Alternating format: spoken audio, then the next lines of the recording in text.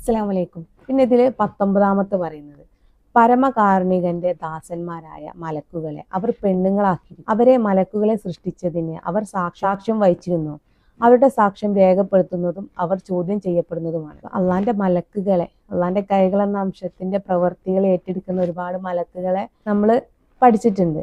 എന്നാൽ അവരെ പെണ്ണുങ്ങളാക്കിയിട്ട് ആരാധിക്കുന്ന വിഭാഗം ഉണ്ടെന്ന് ഇവിടെ പറയുന്നത്. അപ്പൊ അവരെ തീർച്ചയായിട്ടും ചോദ്യം ചെയ്യപ്പെടുന്ന പറയുന്നത്. പരമകാരുണികൻ ഉദ്ദേശിച്ചിരുന്നെങ്കിൽ ഞങ്ങൾ അവരെ മലക്കുകളെ ആരാധിക്കുമായിരുന്നില്ല എന്ന് അവർ പറയുകയും ചെയ്യും. അവർക്ക് അതിനെപ്പറ്റി യാതൊരു അറിവുമില്ല, അവർ ഊഹിച്ച് പറയുക മാത്രമാകുന്നു. അവർ പറയുന്ന എന്താ, അള്ളാഹു ഉദ്ദേശിച്ചിരുന്നെങ്കിൽ ഞങ്ങൾ മലക്കുകളെ ആരാധിക്കില്ലായിരുന്നു എന്ന്. അവർക്കൊരു അറിവില്ലാതെയാണ് അവരതിനെ ഊഹിച്ചിട്ടാണ് ഈ പ്രവൃത്തി ചെയ്യുന്നത് എന്നാണ് ഇവിടെ അള്ളാഹു പറയുന്നത്. അതല്ല, അവർക്ക് നാം ഇതിനു മുമ്പ് വല്ല ഗ്രന്ഥവും നൽകിയിട്ട് അവർ അതിൽ മുറുകെ പിടിച്ചു നിൽക്കുകയാണോ? അതവിടെ ചോദിക്കുന്ന ഒരു കാര്യമുണ്ട്.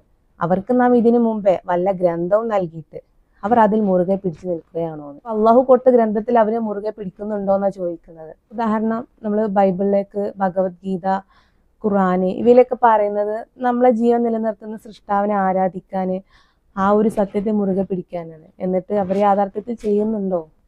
ഇല്ല, വളരെ കുറവാണ്. അപ്പൊ അതുകൊണ്ട് അവിടെ ആ ചോദ്യമാണ് ഇവിടെ അള്ളാഹു ഖുർആനിൽ ചോദിക്കുന്നത്.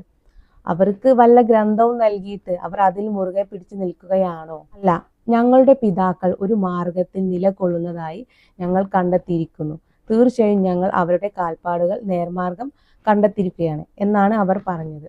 യഥാർത്ഥ സത്യം തിരിച്ചറിയാതെ സ്വന്തം മാതാപിതാക്കൾ എന്താണോ സ്വീകരിച്ചത്, അംഗീകരിച്ചത്, അനുസരിച്ചത് അത് ഫോളോ ചെയ്ത് പോകുന്ന ഒരുപാട് പേര് നമ്മളിൽ ഇന്നും നിലനിൽക്കുന്നുണ്ട്.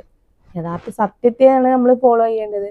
പക്ഷെ മാതാപിതാക്കൾ എന്താണോ സ്വീകരിച്ചത്, ഒരു മാതാവ് ഏത് മതക്കാരിയായിരുന്നു, ഒരു പക്ഷെ ആ കുഞ്ഞും പിന്നീട് ആ രീതിയിൽ പോകും. ആ രീതിയാണ് ഇവിടെ പറയുന്നത്. പക്ഷെ നമ്മൾ യഥാർത്ഥ സത്യത്തെയാണ് നമ്മൾ അംഗീകരിക്കേണ്ടത് എന്നുള്ളൊരു